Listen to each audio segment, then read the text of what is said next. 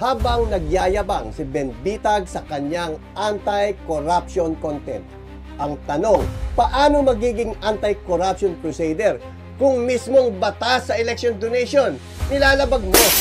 Habang abala si Ben Bitag sa pagpaparami ng views sa pamamagitan ng anti-corruption content laban sa katiwalian, ang tanong, sino nga ba ang totoong malinis? Dahil ngayon, lumalabas ang mismong nag-aastang anti-corruption ay siya rin nasasangkot sa isang isyung bumabaho na. Sino-sino ba yung mga campaign contributor niyan? Totoo ba itong source na nakuha natin sa isang source na pinanggalingan ng campaign funds mo nitong 2025? Ito po yun. Basahin niyo po. Naku po, matindi po yan. Ano po yan source na nakasulat dyan?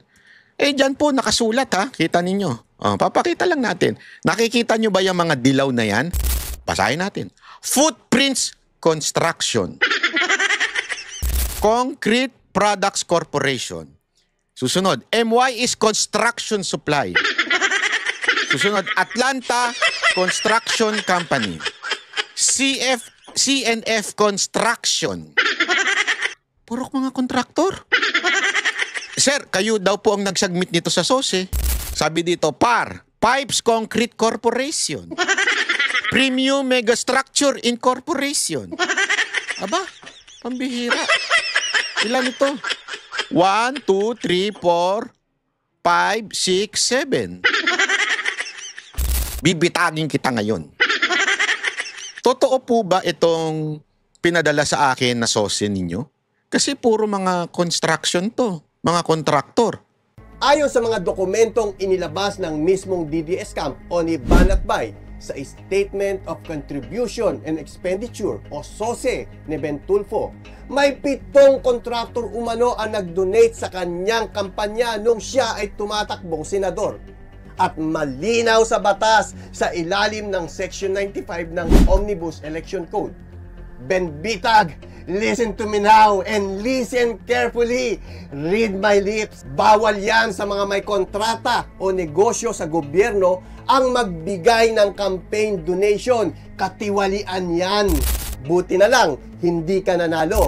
Ang ganitong donasyon ay conflict of interest dahil pwedeng magamit ito bilang kapalit ng pabor o kontrata sa gobyerno. Ayon sa Section 96, may kaukulang parusa, multa at pagkakakulong sa tumatanggap ng ganitong donasyon. Kaya kahit talo sa halalan, hindi ligtas sa pananagutan ang mga kandidatong lumalabag sa batas. Tandaan, ang tunay na paglilingkod ay nagsisimula sa malinis na konsensya, hindi sa maruming donasyon. Kaya Ben, paano yan? Habang nagpapanggap kang malinis, ikaw pala ang tumatanggap ng donasyon na bawal sa batas. Hindi ka pa nga nananalo, may bahid na agad ng katiwalian. At ngayon, gusto mong diktahan ang Senado. Kaya ba nagagalit ka kay Marcoleta sa pag-iimbestiga dahil natatakot kang ma-expose ang mga kontraktor na nag-donate sa'yo? Buti na lang at hindi ka nanalo dahil kung ganito ka palang bago ka maupo, ano pa kaya kung may kapangyarihan ka na? Ika nga ni Ping Lacson, kapag itinuro mo ang daliri mo sa iba, 3 ang nakaturo pabalik sa'yo. Pero sa kaso mo, Ben Bitag, 7 daliri na ang nakaturo sa'yo.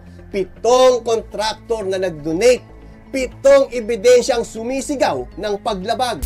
Comelec, huwag kayong matakot mag-imbestiga. Ito ang panahon para patunayan na walang sinasanto ang batas.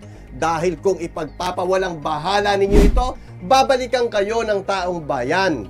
At ikaw, Ben Bitag, itigil mo na ang pagpapanggap dahil sa bandang huli, ikaw mismo ang nahuhulog sa sarili mong bitag.